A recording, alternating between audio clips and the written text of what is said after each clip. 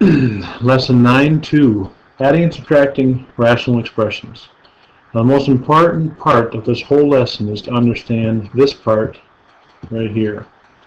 When you're adding two fractions, you must have a common denominator. And when you're subtracting two fractions, the same thing. Notice this question right here.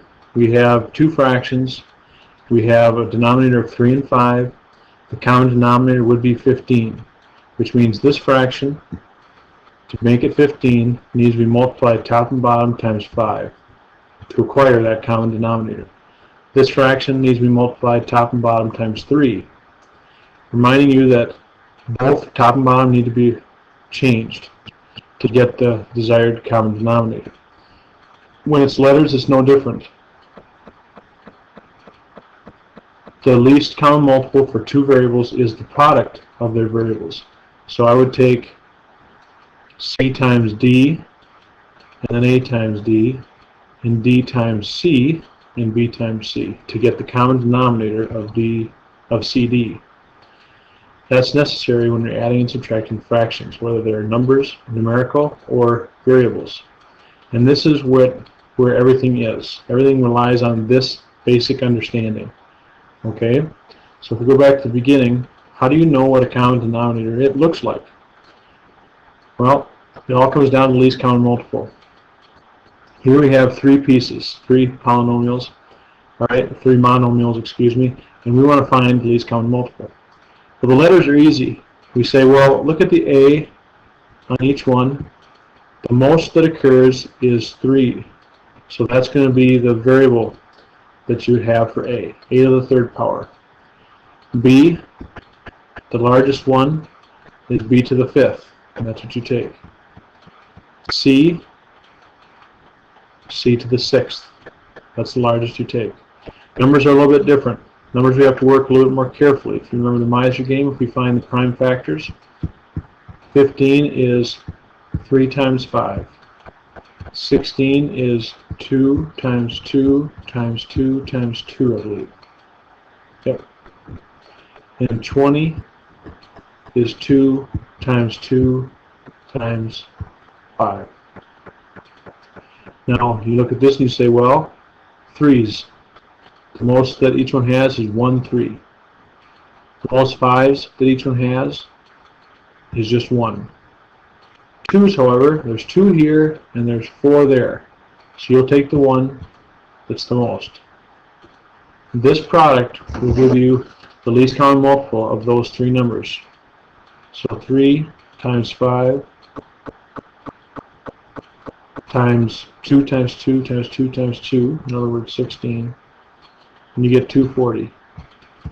So the least common multiple here is 240, A to the 3rd, B to the 5th, C to the 6th.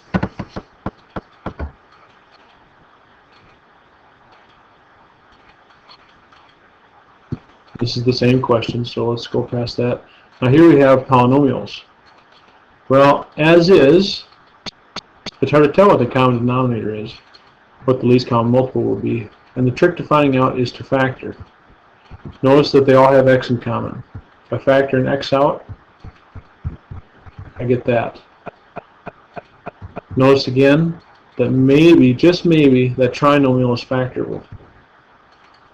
With x plus minus 2 and 1, that works out. So these are your prime factors, okay, of that polynomial.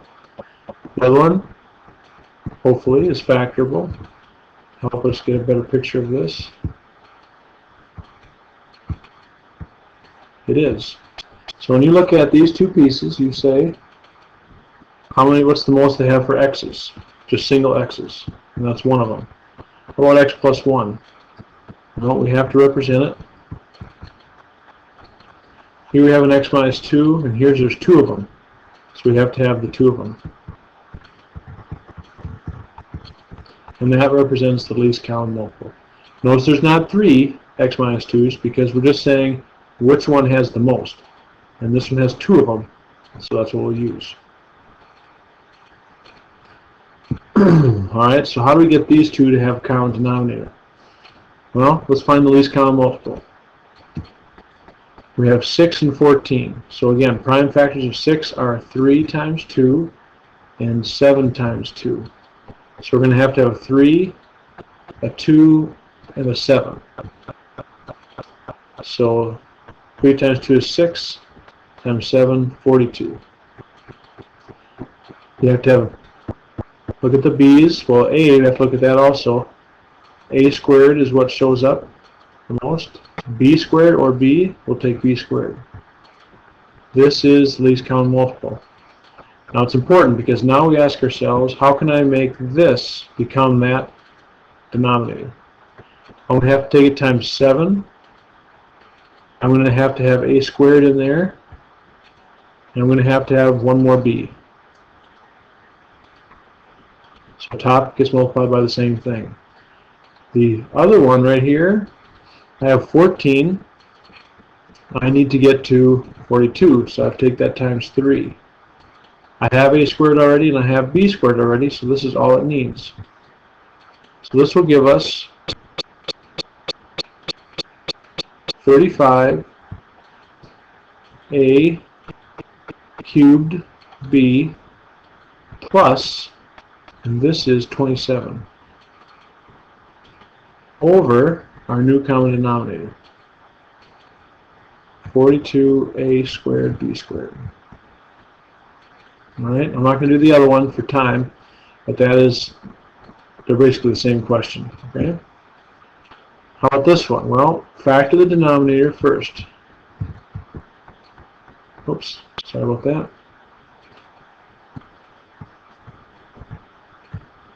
X minus 5. This one is 6. X minus 5.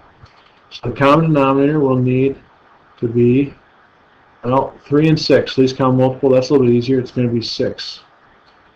And x minus 5, this will be the common denominator. Now I offer you an option.